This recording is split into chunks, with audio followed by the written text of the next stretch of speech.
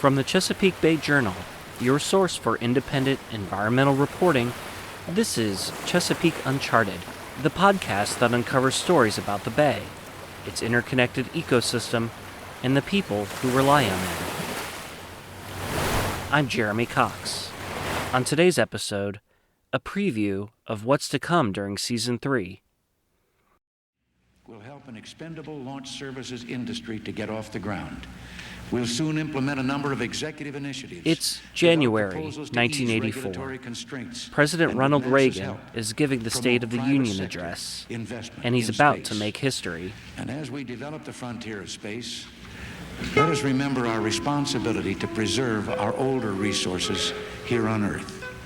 Preservation of our environment is not a liberal or conservative challenge. It's common sense. Though this is a time of budget constraints, I have requested for EPA one of the largest percentage budget increases of any agency. We will begin the long, necessary effort to clean up a productive recreational area and a special national resource, the Chesapeake Bay.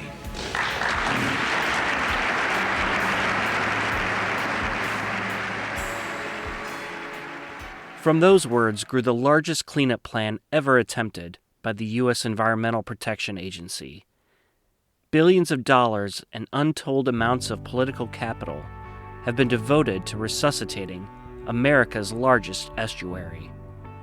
40 years after President Reagan announced this historic enterprise, at least two facts are readily apparent. Impressive strides have been made cleaning up pollution from farms, cities, and wastewater treatment plants in the Bay region.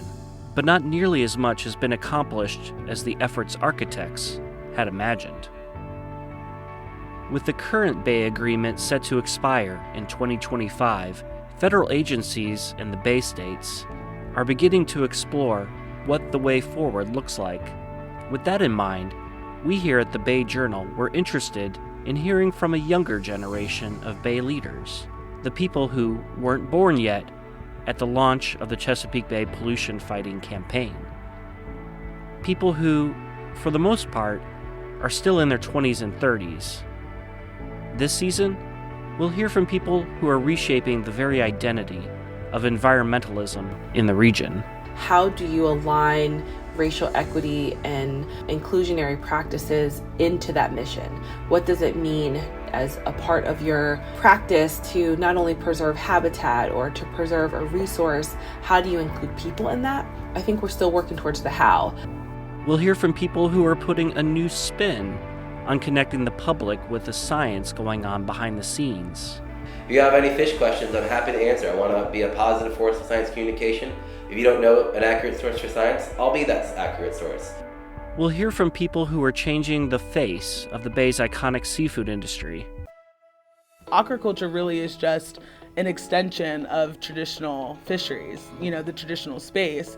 In my opinion, I don't think that it's a replacement. I think it's a support system. So I think that for me, it's like we're in this new evolution.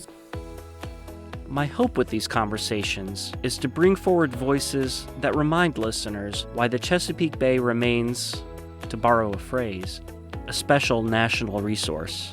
And maybe these discussions can help guide us to 2025 and beyond.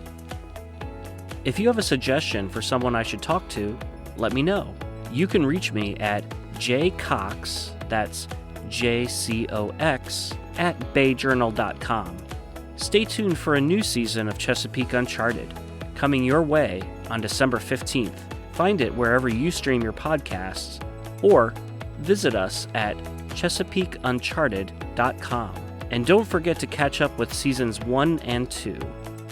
See you there.